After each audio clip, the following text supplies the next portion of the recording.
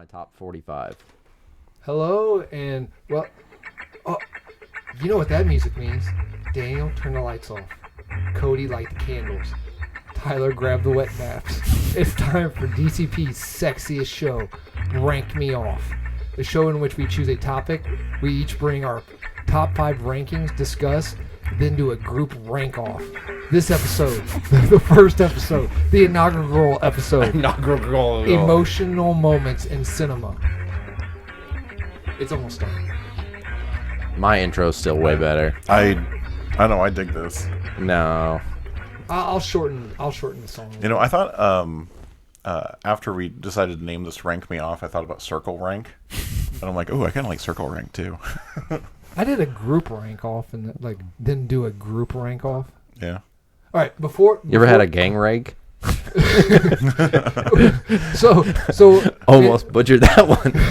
So anyway, we're gonna rank this. Episode 1 is emotional moments in cinema. We each came with 5 of our emotional... Movies and TV. Yes, movies and television. Right. Yeah. Yes, correct. I even put that down lower, cinema and TV. And then we'll go through, each person goes through their 5, and then we do a group rank off where we will do the official DCP ranking of emotional moments in cinema and TV. But first, we have 2 things. One is our sponsor for this episode. Okay. This is Sandy Becker saying, keep cooking with Crisco. It's all vegetable. It's digestible. That's what I'm looking for in my food, is someone to advertise it as digestible. Which leads perfectly, a perfect transition to our next thing. It does, yes. So you may know a few episodes back, I got a care package in from one of our loyal listeners in Canada that had ketchup chips.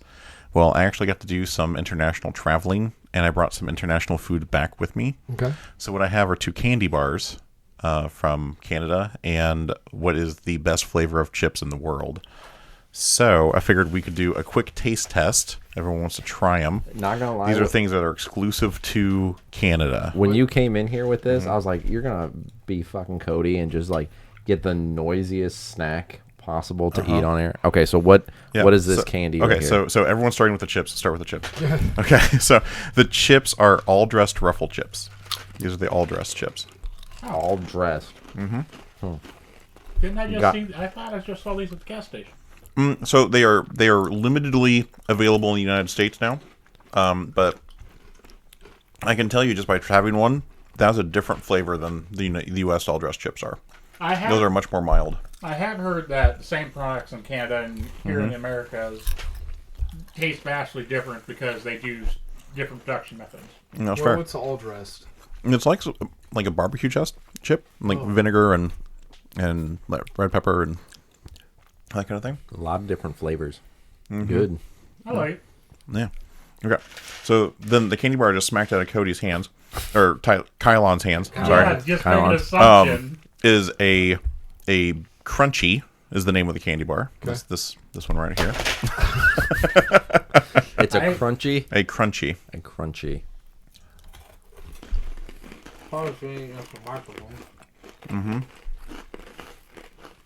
That's kind of like a vanilla Butterfinger bar. I thought it was a Butterfinger. Reminds me of a Whooper. Oh, Whopper. Oh, yeah. A Whooper? Yeah, definitely some Whopper like stuff to that. That's Yeah, like a malt. It's good, but if you don't get some chocolate, then you just have like that big old dry piece in the center. Yeah, that's pretty interesting. Is any of these those poutine that they talk about in Canada? Poutine. I had poutine while I was there, and very good. Did you pay for it? Well, no, I stole it, Adam. What do you think? Yes, I paid for it. Oh, okay. He just reached into the pot, grabbed himself a handful, and ran out the store. Donald Trump style. Grab another poutine. Okay, and this last one is a Mr. Big Bar. Is what this is called here. Apparently, they sell like the Halloween versions, and they're like the little Halloween candies, and they're called Mr. Smalls. So.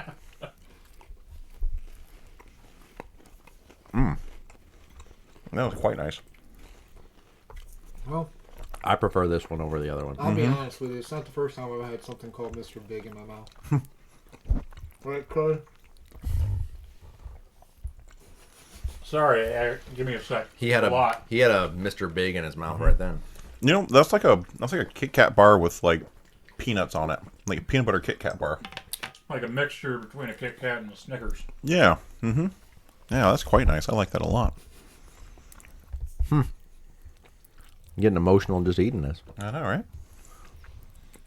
Reminds me of my childhood. Adam's getting ready to say something fucking stupid. Yeah. Oh, I'll keep it to myself. Adam, not a fan apparently. No, I like that. I was just going to lead to something stupid. Yeah, and classically, after Mr. Big goes, he goes squirts. Not while I'm drinking. Man, Cody comes in the clutch. I can do good sometimes. All right, so if we had to rank off these 3 snacks, how would you rank these 3 snacks? Mr. Big, Mr. Big. chips, the other one. I would rank them in the same way. Go ahead. You said it first, sir. No, I do chip. I'm a big chips guy, so chips is number 1. Okay. And then Mr. Big. Then crunchy third. Yeah. I do the Mr. Big bar. What was the second one? The crunchy bar. The crunchy bar, and then the chip. Like, the chip's all right, but a bit... No, they're all dressed. Right. The all crunchy dressed bar chip lived was up to his fine, name.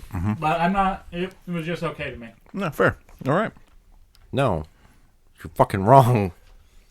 Who wants? Well, good part about No. this is, No, the good thing about No. this country, we No. can all have our own opinion. no, Only for so long. no. Who wants to be ranked off first?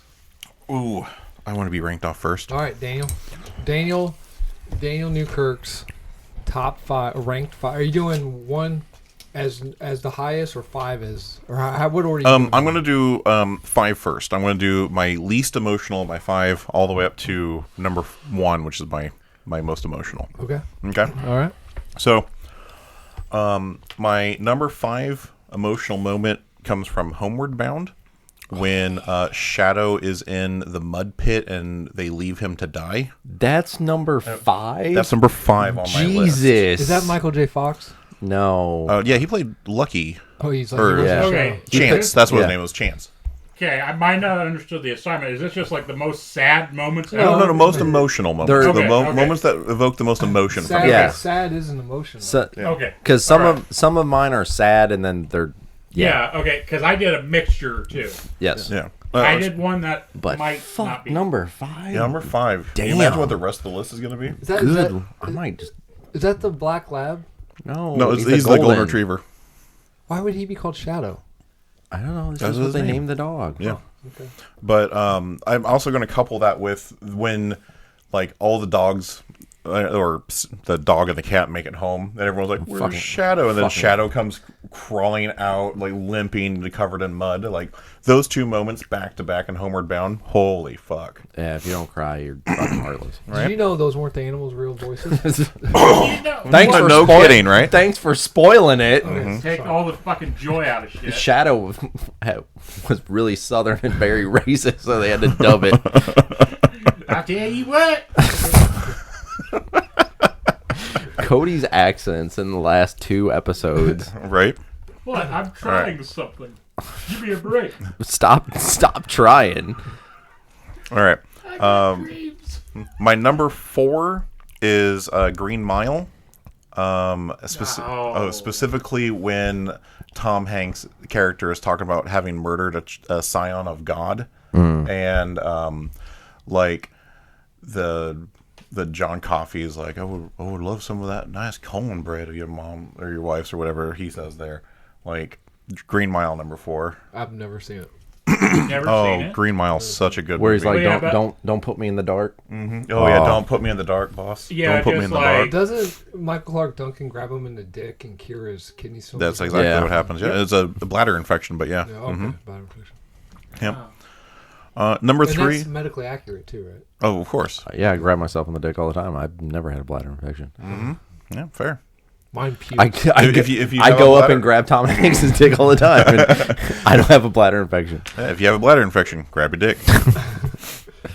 All right. Number 3 is probably no surprise to anybody, but Transformers the movie when Optimus Prime dies, and he's doing that speech at the very end when he's passing along the Matrix to And Ultra Magnus is Magnus. still in the background fumbling the fucking. I got it. I got it. Yeah. I got it. Wait, Ultra Magnus had the Matrix? I thought Hot Rod had it. No, Hot Rod gets it at the very end. Ultra Magnus is the person that Prime chooses. Oh, okay. The Matrix chooses Hot Rod. Oh, okay. But a lot of people say that just because he's the only one that could fucking do something at the time. Well, so the controversy with that passing of the torch is what happens is Prime is handing it to Ultra Magnus and drops it because he dies. Ultra Magnus misses the catch and Hot Rod catches it. So some people will criticize that as Hot Rod got chosen because he was the first fucking person to touch the Matrix after Prime died, and that's the only reason he was chosen. Because Prime and Rodimus Prime was a absolute shit leader. And Yeah, but he's got a badass name. badass okay? name, badass alt mode. That is the only reason why I like that character. Shit leader. I kind of like that now more in Transformers 1. There's the one scene where Sentinel grabs the leader, makes your leader, and it gets rid of that line. He didn't get it because he was the next person to have it. It just disappeared on his ass. I like that now more. Yeah. Okay. My number 2 emotional moment comes from the TV show Dexter. And specifically when they are exploring the background of Dexter.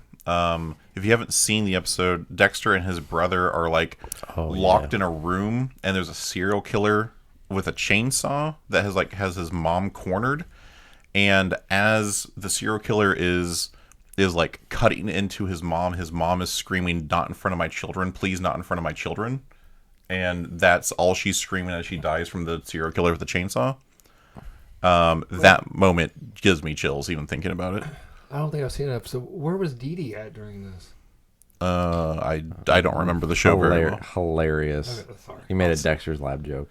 Oh, that would explain why I don't watch that show. You've never seen Dexter's Lab? No, an episode. Oh my god. Daniel's really opposed to that era of Dexter's- Cartoon I'm not Network cartoons. opposed to it. That I just was- wasn't watching cartoons at that time. Dexter's mom was like the original thick mom. Yeah, Dexter's mom walked so Pixar moms could run. She Have could, you seen the ass and ankles on a Pixar mom? They can't run. I have seen the ass of a Pixar mom. Right. Okay, and then my number 1 emotional moment is in Sin City, and a similar moment, but in Marv's story, he meets with his PO, and his PO had her hand severed, and Gina like Carano? the cannibal, like in a cannibal thing, and like they ate the skin and flesh off of her hand, and when Marv meets her and like throws his cloak over her, she's like, "They made me watch, and she's like screaming, and like that moment also, just thinking about it, gives me absolute chills. Like even now, like recounting it, gives me chills down my spine. And That poor hand. I know, right? That hand could have done so much good in the world. Right. So those are my top 5 moments: Homeward Bound, Green Mile, the Transformers, Dexter, and then Sin City. Okay. Cody, your turn to be ranked off. Okay. I didn't have these in any particular order. When I thought about this homework, I said first things that popped in my head that I remember to this day that I saw them and it just stuck with me. So I guess number 5, Sling Blade. Ain't got no gas in it. Ain't got no gas in it. But particularly the scene, and more of not emotional feel, but just the lack of emotion Billy Bob Thornton characters has when, towards the end of the movie, basic plot, he's mentally challenged person, gets released out of the system, basically goes on sort of like an adventure and just shows his life just out in the wild, that he's just been let loose. Befriends this young kid.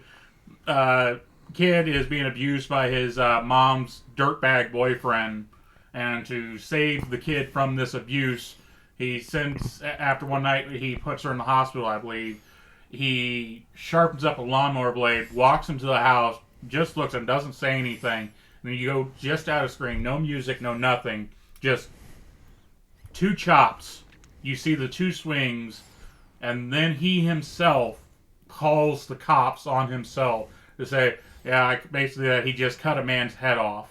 And he said, I got pretty much through for the first swing.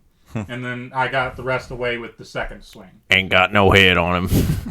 And just, it was more of the lack of emotion he displayed is what stuck with me more. And that caused that sense of, oh my God, he just doesn't feel anything. I've never seen that movie. I thought it was a horror film. It's like I'm not being funny. Like I thought it was a horror film. I guess in a realistic way it is. Everything up until that point just sort of, it's an odd movie. It's one of those ones I've only seen a few times, but it has stuck with me. So you blew your load on Sling Blade. What's next? Okay, second scene, one that personally makes me cry every time I see it, is the episode of How I Met Your Mother when Marshall finds out his dad died. That one's sad. Wait, Marshall? Which one's Marshall? He's Jason Segel. Oh, Jason Segel's character. He's the lawyer. Throughout the first, he's having a bad day. He's having a weird day. Anyway, it all goes up to the point where Lily says, your dad died, and he just breaks down hugging her, and he's just like, I'm not ready. They're trying to figure out if they're going to have a baby. Yeah. And if you watch going up to that scene, there's like things in the background that are counting down from 10. So like there's like a sign on a window that says, open till 10. And then the next scene, like the cab says like 9. And then it's counting down to the dad's death? Yes. Yeah. Huh. Because like he doesn't have his phone.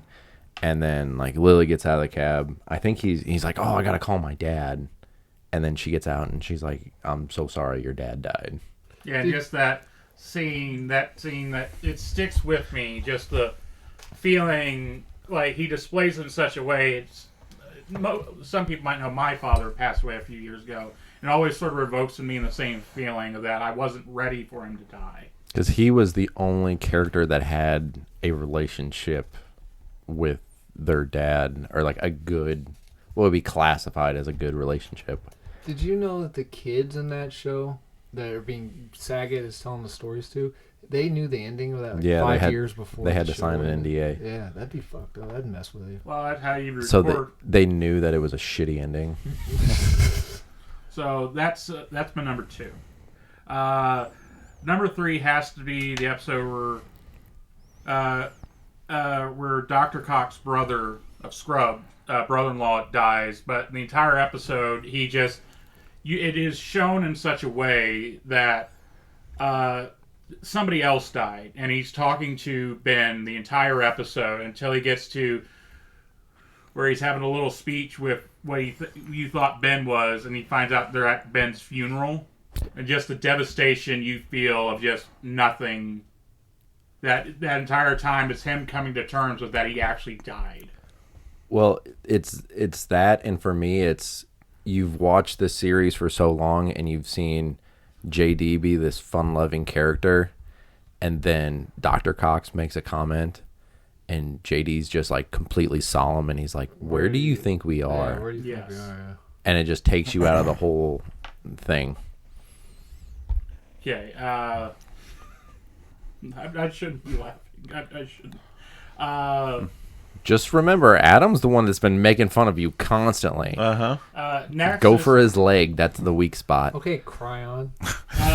Next Shut the is fuck a up. scene from One Piece that always invokes feelings in me. The cartoon or the live action? The cartoon. We haven't gotten there in the live action yet.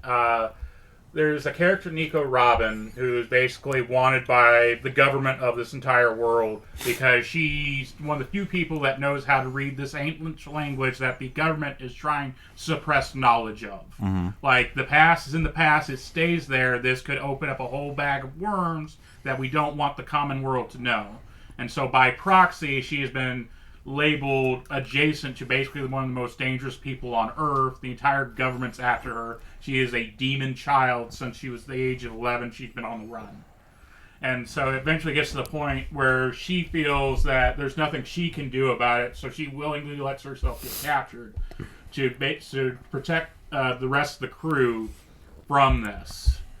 because they're kind of small potatoes at the point, and if she sticks around, the entire weight of much more powerful people is just going to destroy them. And so basically, to save them by proxy, she turns herself in. And then gets to the point where they're running, trying to get her back, because they know she doesn't want to do this, but she's doing it to protect them. So it is Luffy yelling at her, like, do you want to live? And she finally has a revelation. She's like, yes, I want to live. She screams it out, and then they go on a full-blown attack to save her. After they had fought their way basically through a giant courthouse to finally get to her before she's taken to prison. And so that always sticks with me as a turning point of like one of the deep emotional. Well, that's like number one in that series for me. And then the last one, it's kind of silly, but it's a movie called Fried Green Tomatoes. Never seen it. I've heard of it.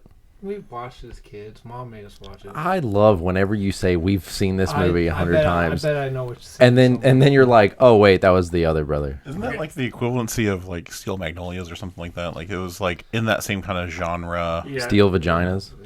Yeah, so it's told from the point of view of a woman who's she's trying to keep her marriage from falling apart because they've fallen into that rut of where things aren't going that well, and she's volunteering at a nursing home and meets this old lady who's telling her stories about back in Prohibition eras, the 1930s and whatnot, of these two wild people she used to know, these two basically women who have this story of like adventures and whatnot, and like one's like just sort of the prim and proper type, one's a tomboy, getting into trouble fighting with the boys, gambling, drinking, and whatnot. One's Julia Roberts. What? Yes. And it's them. Who's the other one? Who is the other one? Julia Roberts, he just said. Yeah, he said one's Julia Roberts. Yeah. I said, who's the other one? Julia Roberts. Spagulia. Oh, okay. Julia Gulia. And it's about their friendship through the years. The one prim and proper gets married like you're supposed to, ends up in an abusive relationship with this bastard, and the tomboy gets her out of the relationship, says, oh, you don't need to be afraid and all that stuff. And they go through this life of them basically being there for each other, raising this kid, opening up a restaurant that serves fried green tomatoes. That's where the name comes from. Exclusively? It's like their selling point. But it gets to the end where the prim and proper one... Who is it? I don't know. I don't know the chick's name. So I mean, I have the whole cast list, but I don't know her name. But the prim and proper one gets sick, and she's dying. And so she asked the tomboy to tell her a story that she wants her to tell to this hobo about a lake that was in an area one day that a group of ducks had flown onto. It froze overnight. The ducks just flew off the lake the next morning. And she's like, it's a stupid story. Why do you want to hear it? And he's like, I've always loved that story. It was more of like, she loved just that little bit of hope that it symbolized the hope she gave that hobo about how things could be better. Just that little bit of Lindsay. That's not the scene. I thought you were going to go with the train scene. No, that's not really that emotional. It's not that emotional, but that saying goodbye Dude to gets somebody. ran over by a train. What are you talking about? He loses Spoilers. an arm. Oh. It's no big deal. They have a funeral for the arm. They have a funeral for the I arm. think he And- died. and they said it- No, he dies. He doesn't. No, he lives. They have a funeral for just the arm. His foot was stuck in the track. Yeah, and no, he only lost the arm. Okay.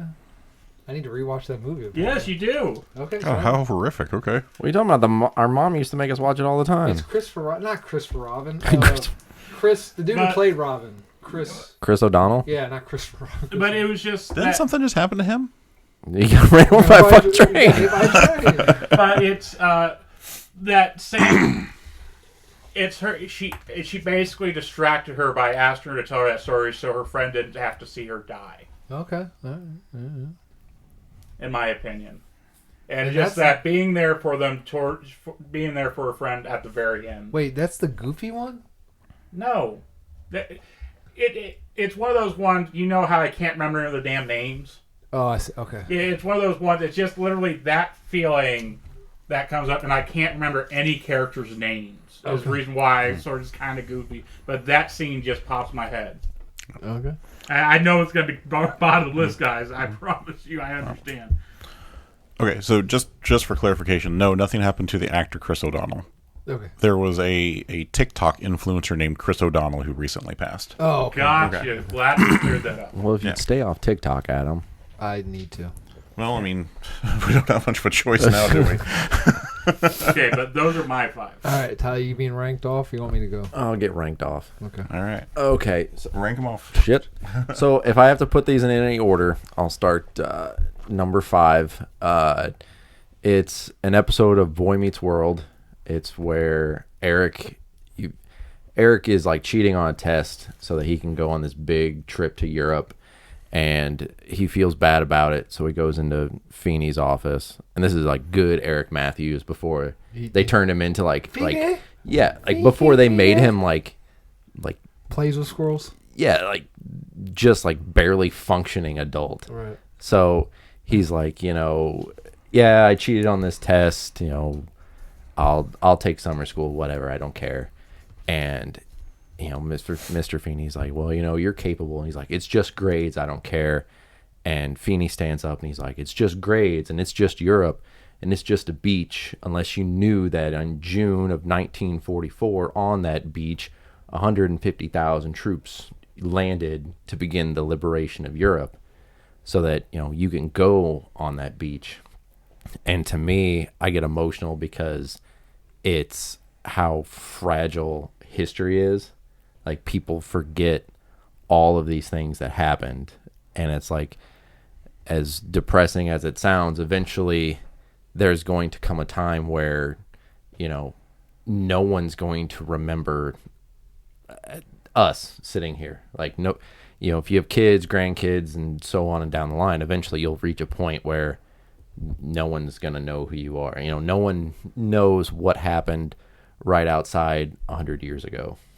And it's something as big as the invasion of, D-Day, and people don't think that it's important. So that always gets me. 4 would be the Justice League season 1. It's the Green Lantern centric episode where Jon Stewart's been falsely accused, and you find out it's a big ploy by the Manhunters. When I first watched the episode, when it came out, Superman was my favorite superhero because I was a little kid with glasses that got made fun of by my older brother, and Superman had glasses. Are you quoting Fred Claus? No. Okay. And but watching the scene where the Manhunter absorbs all of the Green Lantern energy, becomes this giant being, and you literally have the Guardians of the Universe that are like, yep, we're fucked, like the most powerful beings, and then Jon Stewart Green Lantern is just like, no, we're not. And then he says the fucking oath and absorbs all the power and lights up the battery, and I get goosebumps just thinking about it. I got to pull out my list. Pull it out so you can be pull ranked out my off. list. So you can be ranked off. Exactly. Number 3, if you don't cry at, you have no soul. It's the ending of Iron Giant. I've never seen it. After the Iron Giant goes crazy and starts, destroying the town, and then Hogarth stops him, and then, your G-Man launches the nuke, and, I rewatched it, and it's the scene, you've got the main character, and he's like, do we get to a shelter? And if you look in the background, you've got half of the people that are just running around, like, in the situation, if a nuke's gonna land, you're gonna freak out, and then the other half are just standing there, like, just waiting for the inevitable. And then you have the Iron Giant that's like, I go, you stay, no following, and then flies off into the air and sacrifices himself. That's how that movie ends? I've never seen it. Yeah. Oh, you need to see Iron Giant. It's a fantastic movie all the way we kind of through. ruined it for him now. Well, I mean, the ending is still fine. I mean, I didn't reveal the final ending. Oh, man. He comes back. He's okay. Yeah. Oh, okay. Yeah. Slightly more irradiated. Yeah. And the number two is the scene from Iron Man 2 where he's looking at the old film reels of his dad. Oh. And he's like not really paying attention. You know, earlier in the movie, I think he's talking to Coulson or Nick Fury, and he's like, the only thing my dad loved was like what came out of a bottle. And like you kind of see that in the film strip, and then all of a sudden it stops, and he's talking to Tony in the future, and he steals a line from Goonies, but it's still good. But he's just like, what is and what all will always be my greatest creation is you. What? No. Oh, you don't have any any. stupid comment to make? Not the only one making stupid comments. No, that's solid. It's mostly you. No, that's real solid. So then the last one comes from Adam's favorite show, Doctor Who. No. So specifically, it's the 50th anniversary special.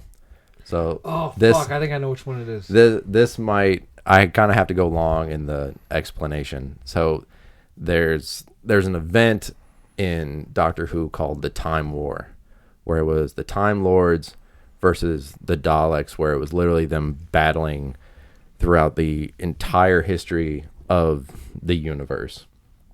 And it was all culminating on this final battle. And you've heard about this since the show came back. And, you know, it was always the Doctor destroyed his people to save the universe. He had done it, but you had never seen anything. And so you go on these time travel shenanigans in the episode, and then you get to the point where the Doctor is in his childhood home, and he has a device which is called the Moment. It's a galaxy destroyer. And the thing about this device is it's so advanced that the weapon developed a consciousness. So there's like they say, you know, how can you use a weapon of mass destruction when it's standing there judging you? And this whole time, this Moment has been, you know, trying to lead him in the right direction, but he's still standing there, and he's like, this is what I have to do. There's no other way around it. And then the Moment says, you know, he's getting ready to push the button. The Moment says, do you know the sound the TARDIS makes? The wheezing, groaning sound. Do you think that sound brings hope to anyone who hears it, even you? And then right when she finishes, you hear the sound the TARDIS makes, and the two incarnations of the Doctor appear behind him, and they all three of them are there, and they're still getting ready to destroy everything because they have no other choice.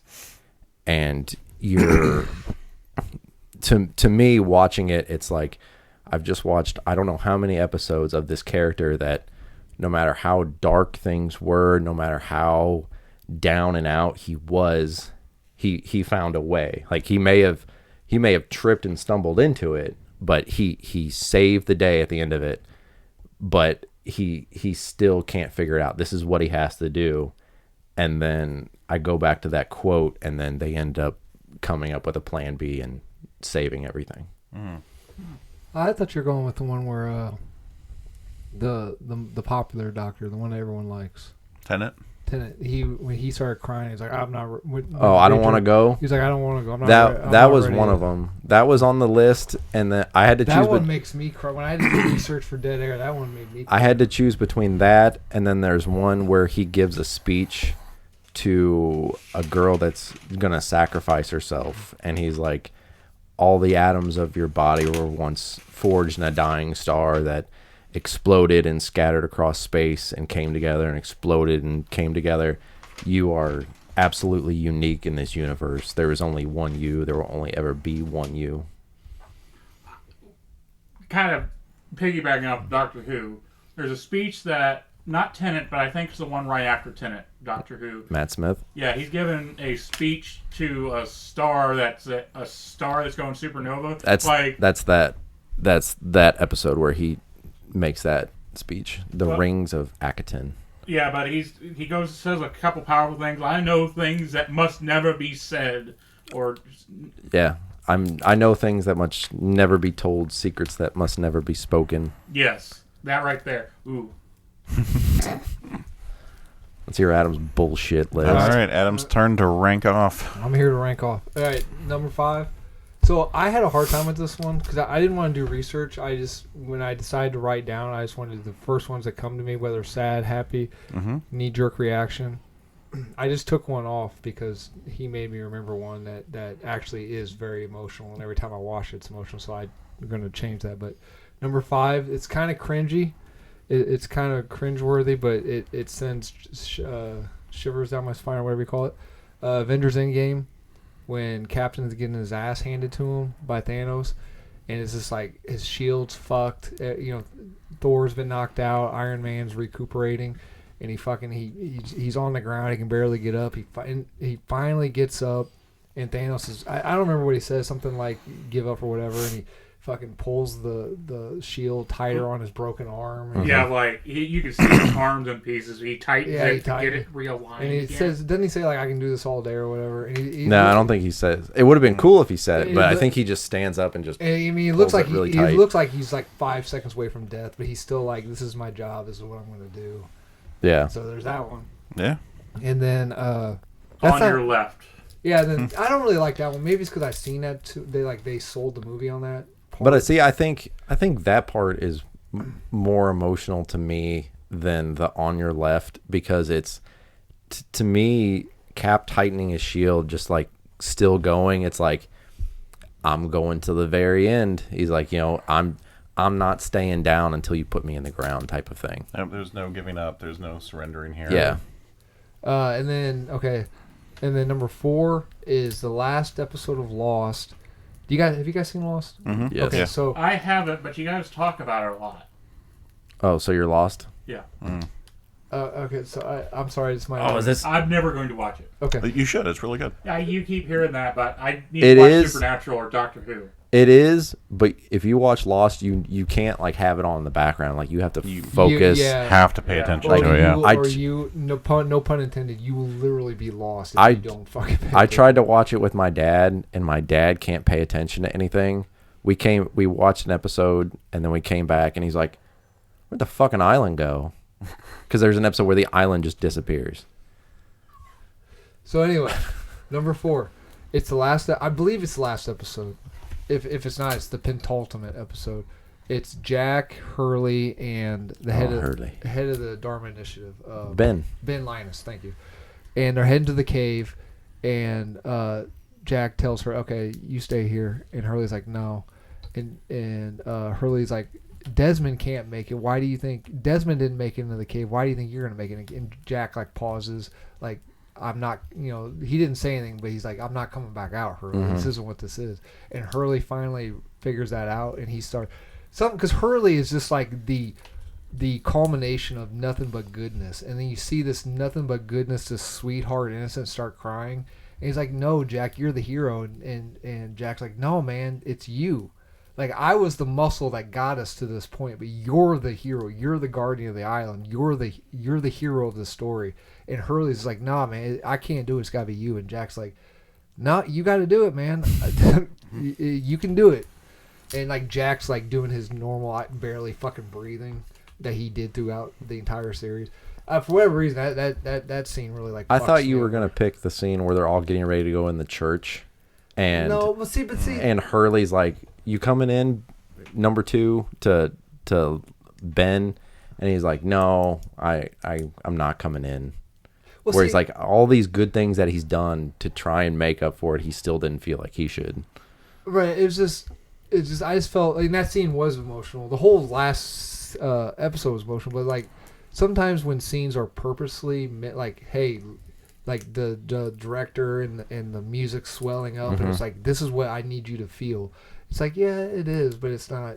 Or I figured you would have done your favorite moment when Juliet blows herself up. I love that one. I fucking hate that bitch. Whoa. The character. I'm sure the actress is nice. That Okay, character's yeah, a yeah. bitch. Or where the what's his name? The Irish guy drowns. Oh, Charlie. Charlie. Oh, yeah. Oh, See, Charlie not, Downs. not Penny's Oh. boat. See, I could have my made a God. huge lit. Like, I was trying to do what Adam did. I was like, just the first things that came to me. So like, I wrote them down, and then afterwards, I was like, not Penny's boat, or like or just Charlie's, where he's like, where he hands Desmond the list, and he's like, my greatest hits, the only things that I got in this life, and then he like knocks him out so he can go sacrifice. I'm like, oh fuck it. Yeah, but even Yeah, so many good moments. in even that show. writing about that scene kind of fucked me up. So, and then number 3, going back, I thought Tyler was going to say this, but I once again, I think it's the last episode of Justice League Unlimited, not the second. Oh, The I think se- I know what you're thinking the about. second iteration, the Unlimited, and it's Batman and Cadmus has Ace. I think has Ace in like some sort of force field, and Ace is about ready to explode and going to kill the world, and Waller going to give Hawkgirl this device. Ace from Royal Flush or Ace the Bat Dog? No, Ace from Flush. Royal Flush. Her powers are going out of control. Yeah, and she's okay, like okay. she's like a little girl. Yeah. And Cadmus is gonna Waller. I think originally gives it to Hawkgirl, like this device that's gonna fucking kill this girl. And Batman's like, no, I'll do it. And Waller's like, are you sure? He goes, yeah, give me the device, I got it. And Batman walks in, and it says hi to Ace, and Ace calls him out right away. He goes, are you here to kill me? And he goes, yeah, that's what they want me to do. And she goes, are you gonna? Batman's like, are you gonna? Or Ace says, are you gonna do it? And he says no. He says no, and he sits down on the swing next to her, and he's like, do you mind if I just sit here? She's like, I'm dying very soon. Will you sit with me? And he's like, yeah, I'll sit with you. And they just fucking did. It's sad to even just And talking about it. he just sits there, and like the most un-Batman moment, like Yeah, holds her hand, and then the illusion like dissolves, and it's Batman like carrying Ace out. And all of that is fucking sad. But what fucking sells it is Amanda Waller is actually telling this to Terry McGinnis. Yeah. And Waller's like, that's why I cloned you. That's why you are a clone of Batman, because that is why the world needs Batman. Not because he beats the shit out of people, blah, blah, blah, because of this. This is why we need a Batman. And I'm like, fuck, that's like, even as a snot-nosed teenager who was like, F this and every hardcore badass I thought I was, fucking cried at that episode, dude. That is a hardcore episode. Yeah, I was going to say after this, I had a few that I just thought of in the moment. Then we'll do some honorable mentions. Yeah, exactly. I jotted down an honorable mention too. And then number 2, was that the one you left off the list because you thought? No. Okay, so number 2, people are gonna laugh at me. Tyler laughs at me every time I talk about it because it just turns me into a little crying baby. I laugh at you, but it makes total sense. 2, there's a scene in Cool Runnings. Have you guys seen Cool Yes. Runnings? Oh yeah. All right, so there's One for the rhythm, one for the rhyme. So there's Dougie Doug, I think he's the driver. No, he's the brake guy. He's Sanka, Dougie Doug, guy. Sanka, and he's the jokester. Yul Brenner. There's Yul Brenner. He's the big tough guy. He's big old tough.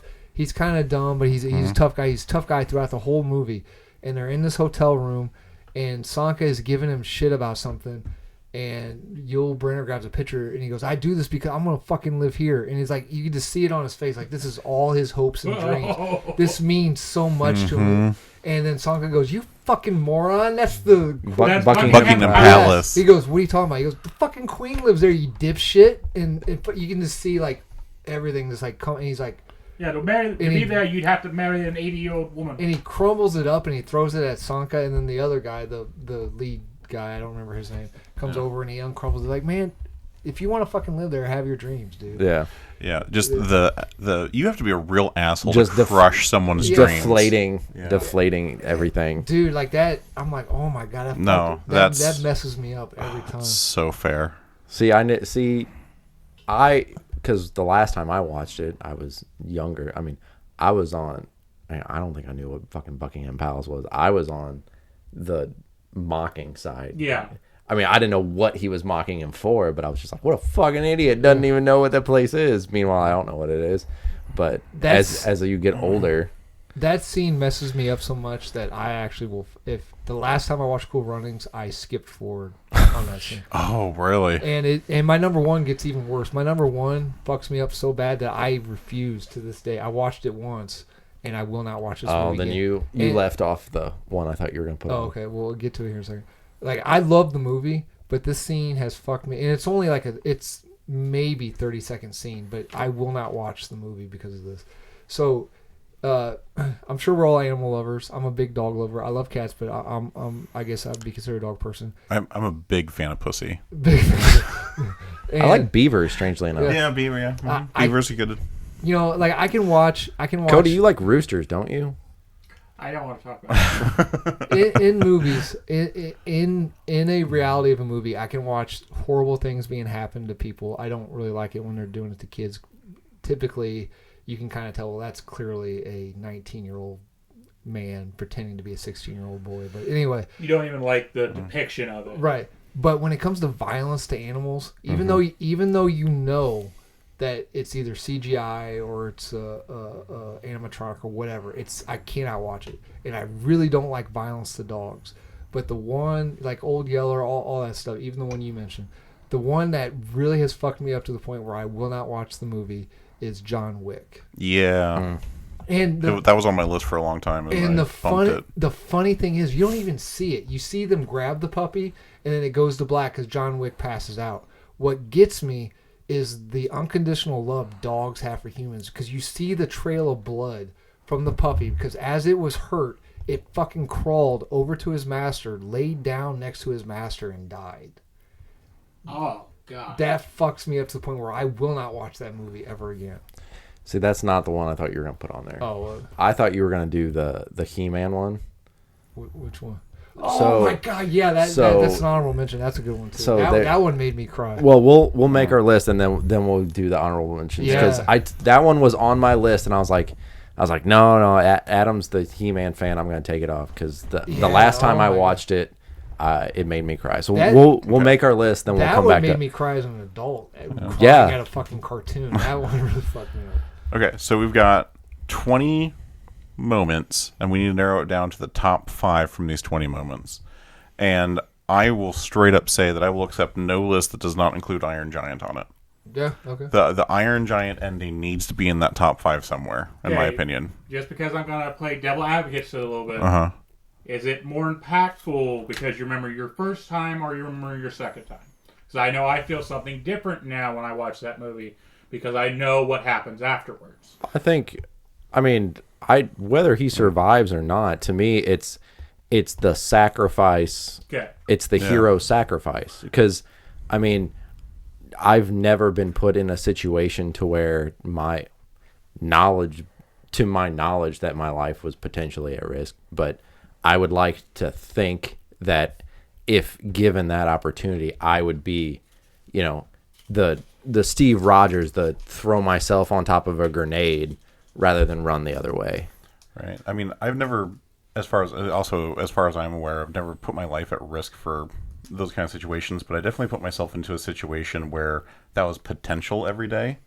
And there were times where I responded to moments where I didn't know if I was necessarily going to come back from those moments. So if you don't know, I was a correctional officer for a very short period of time, 1.5 years. And I had to be on a movement team for someone who locked themselves in the shower with a knife.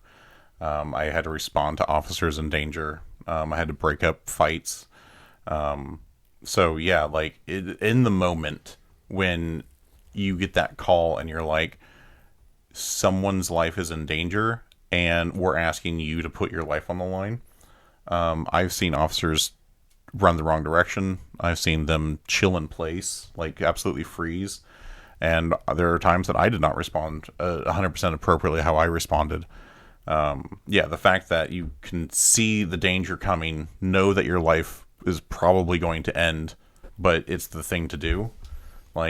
Absolutely. The Iron Giant hits harder now because of my adult experiences than it did when I first saw the movie.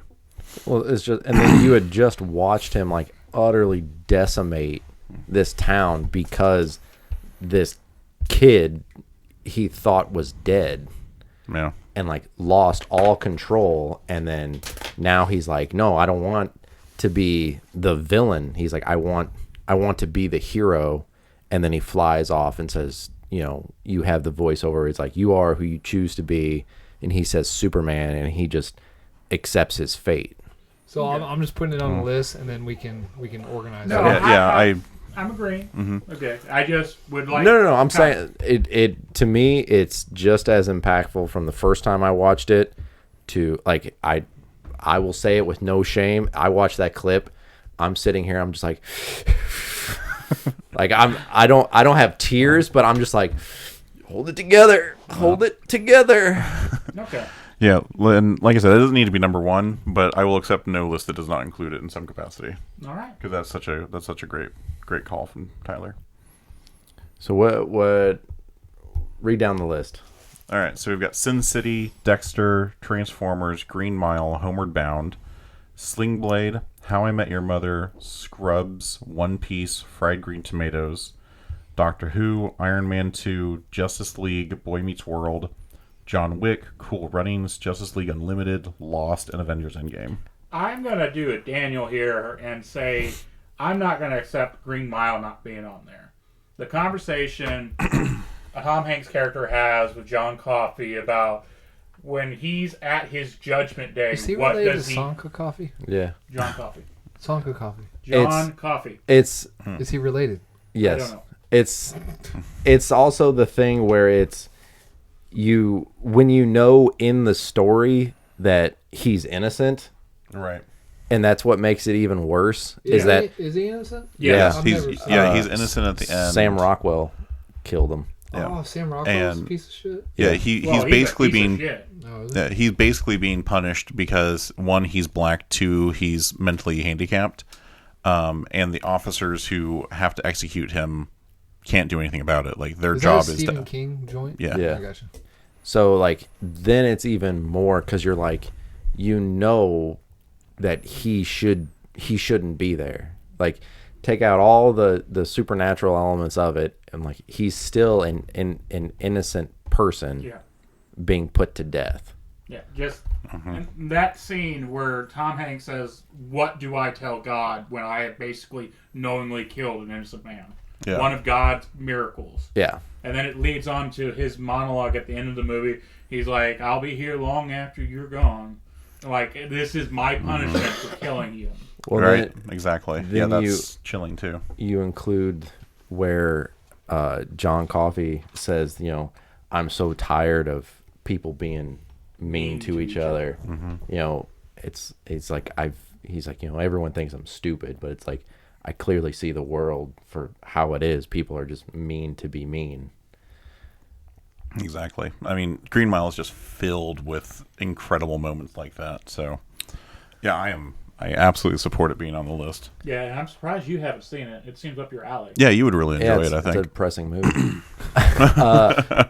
I put my vote in for the lost scene just because it is emotional, and it's also a twist in the sense that most of the time when you have a hero of the story, it's, you know, it's the Jack Shepherd character. It's the smart, you know, muscular, good looking doctor that's gonna save knows all the answers. that's gonna save everybody. You know, you've got your Hurley sidekick that, you know, it's like, you know, is their maybe like their moral compass at times, but like it's never like they're never main stage. Like, But in reality, Hurley, people like Hurley are the ones that are actually dealing with that. Because Jack goes off and does his lone wolf thing and does all the badass stuff.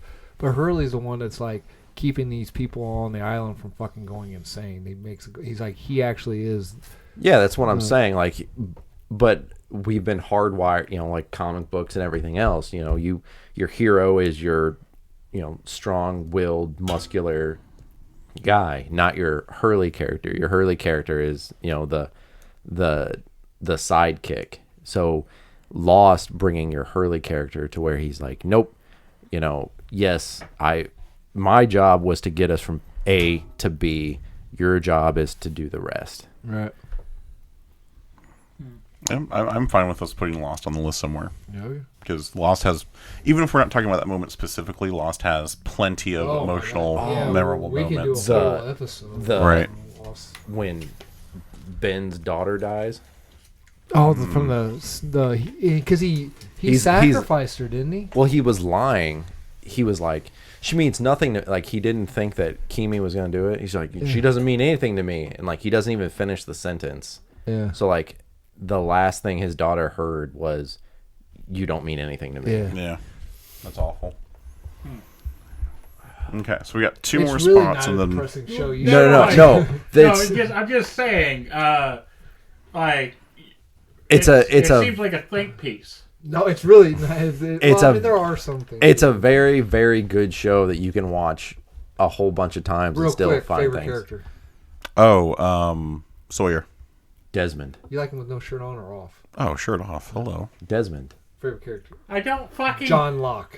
Oh, John Locke's a good one. Yeah.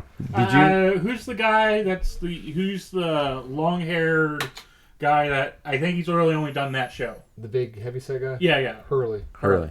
Oh, Yeah. Hurley. Oh, Hurley. Okay, I'm sorry. I know there's Polar Bear. Polar bear. Polar bear. I don't think there was more than one, wasn't there? Yeah. I think there was supposed to be like a zoo of polar bears or something like that when they go back in time. Your favorite shot, the first one in the season 1. Yeah. I would make a strong case for John Wick. Because the dog scene definitely fucked me up. Yeah, like, I haven't seen it, but you just describing that gave me fucking nightmares.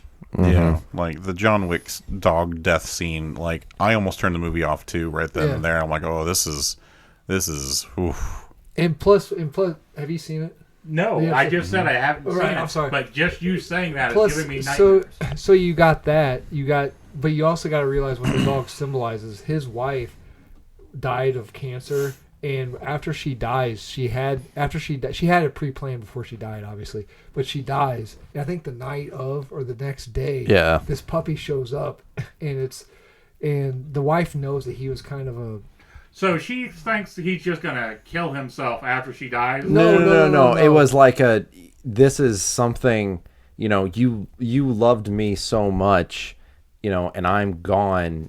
This is something for. Not to for him to put his love for her. No. It was like you need something to love, and this can be. This keeps him. This was supposed to be. I guess it was supposed to symbolize him not falling back into assassinating. Yeah, basically. Yeah. And it was the last vestige or whatever of his wife. I mean, he had the memories of his wife, but this was something physical of his wife. Gotcha. Because, like he said, dogs love. Or animals, for the most part, love unconditionally. Well, that's kind of a cool thing. I just recently learned that the god of love in Marvel Universe is a dog. Really? I hear they're incredibly hard to train. Dogs? Dogs. Yeah. Oh, wow. Notoriously hard to train. Yeah. Oh, that took me a minute. Yeah, very hard to train how to smile and shit. And wink their eyebrow and wink on command. I remember that Daniel was like, "What?" Yeah, and you started to explain, and Daniel goes, "No, I'm not arguing that. I'm arguing that dogs are hard to train. What the fuck are you talking about? Dogs can't look up."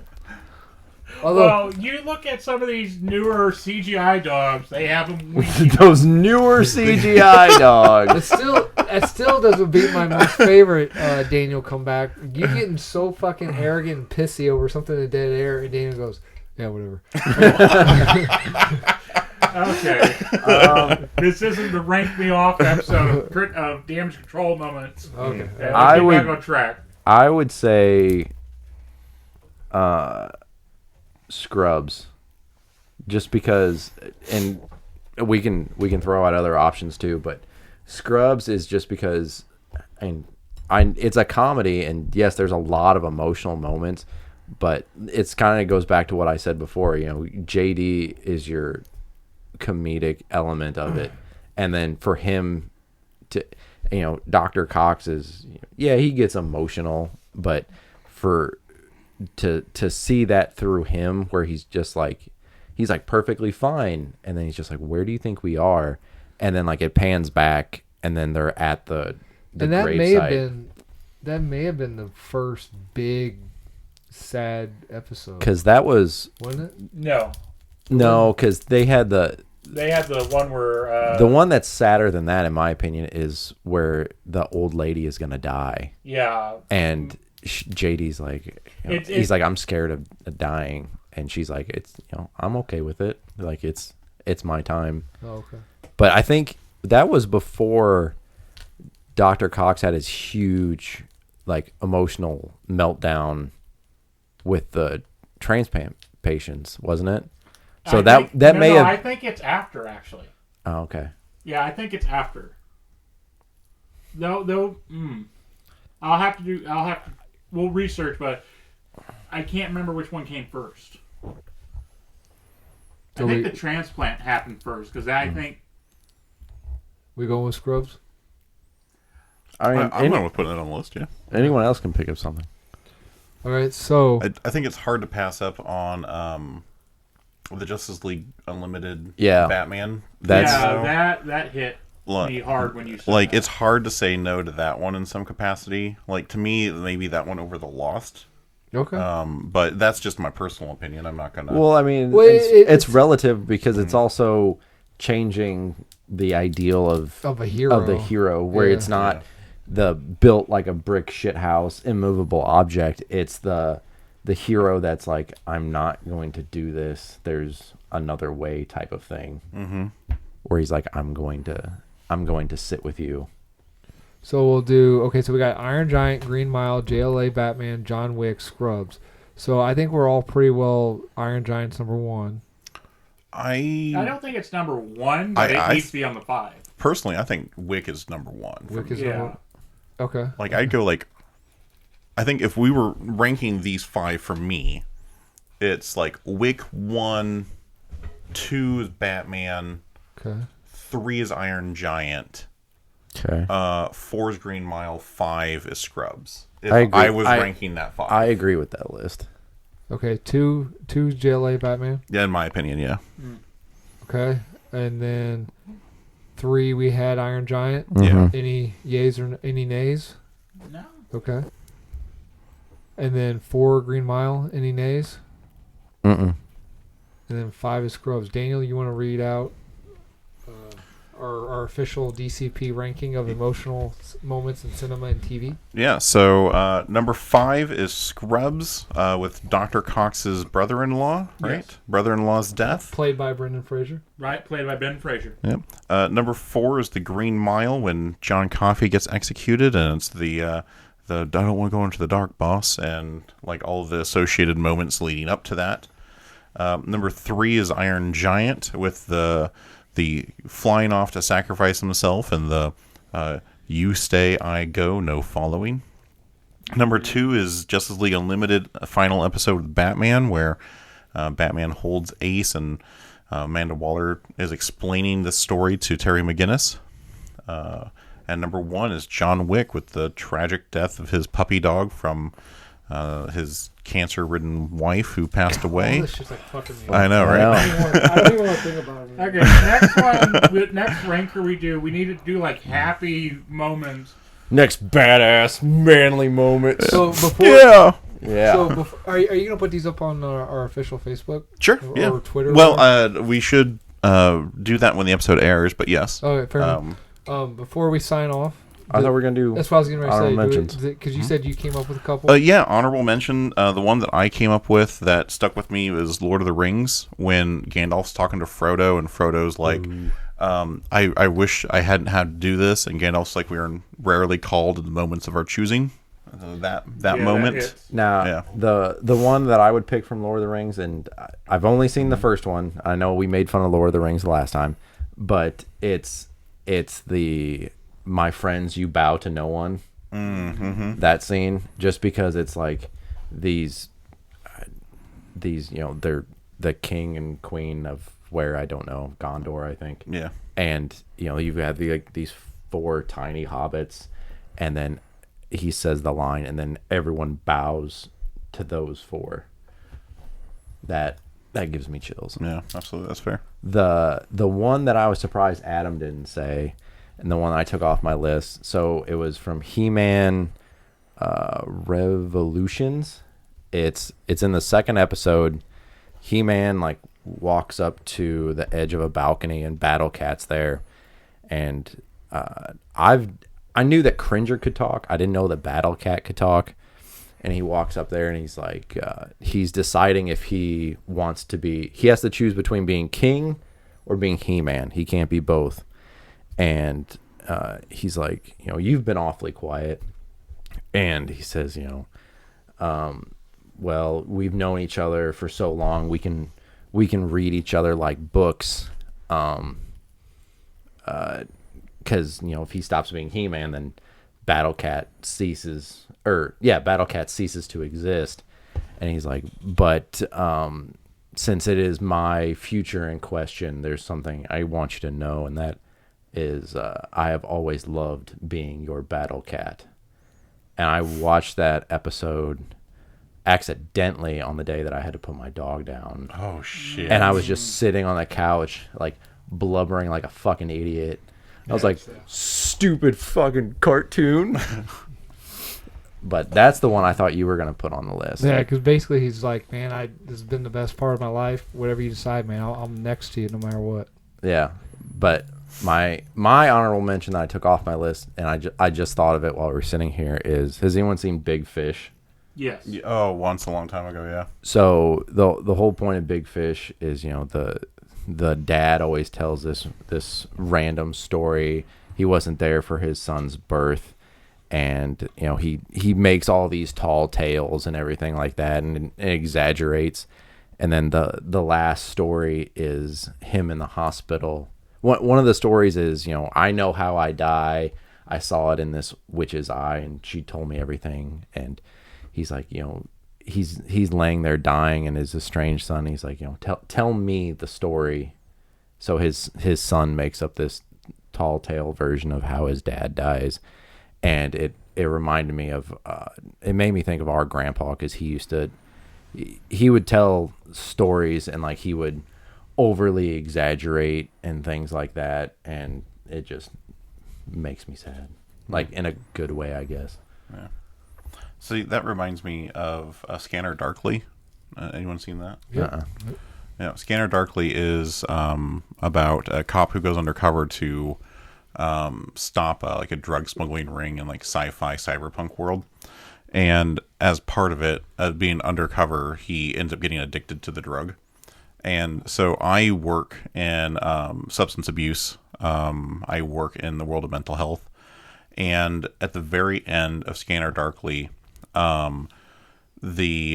he's going through basically inpatient rehab, which you find out is funded by the company that's producing the drug and releases it into the streets.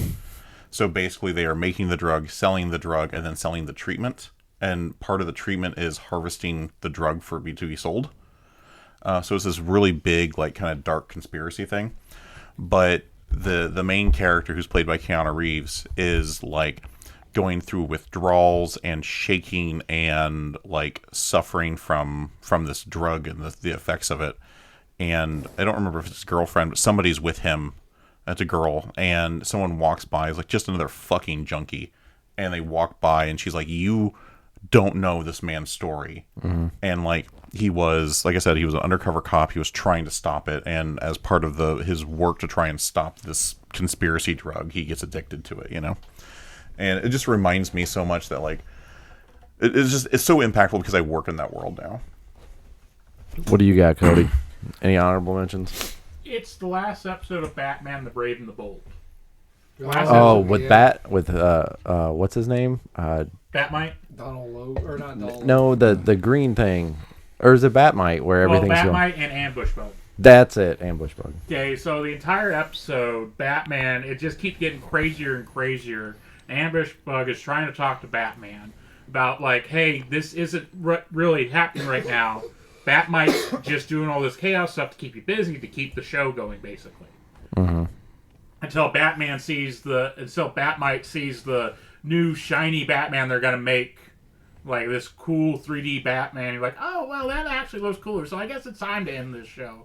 And then Ambush Bug is like, well, you don't get it. For a new serious show, there's no place for a wacky character like you, and that's how he gets poofed out of existence. But the show ends basically with like a cast wrap-up party in the Batcave with all the characters you've seen throughout the show, and even some that I think died are back again too. And Batman's like kind of confused, and he's like, "Why we might not have adventures anymore. I just know that there's always someone out there trying to do working for the sake of justice and the ideals of." Whatever, and it's just him and his own way of saying goodbye to this version of Batman, and just more of a face to face instead of just a final episode of like, oh, they live happily ever after, but it's just more of like a more personal goodbye, and just that feeling of like, yeah, it might not have been the best Batman, but you had fun with this Batman, and while you might not see this Batman again, just know that he's out there in some shape or form, continuing to be Batman. Yeah. It's just that sort of nice sort of understanding of how kind of the verbaling saying that, yes, we recycle kind of these characters a lot. And just be like, and just sort of like how we talk about sometimes in the show, like, where, yes, it's not my Batman, but it was somebody's Batman. Mm-hmm. That's fair. All right, Adam, any honorable mentions? No, I'm good. That was the He-Man one. Okay, fair enough. All right. Well, thank you. You've been listening to the inaugural episode of Rank Me Off, a damage-controlled podcasting production. Make sure you check out new episodes every Monday on YouTube, SoundCloud, and Apple Podcasts. And make sure you check us on social media on Facebook and Instagram. Please like, comment, and subscribe. Adam, push the button.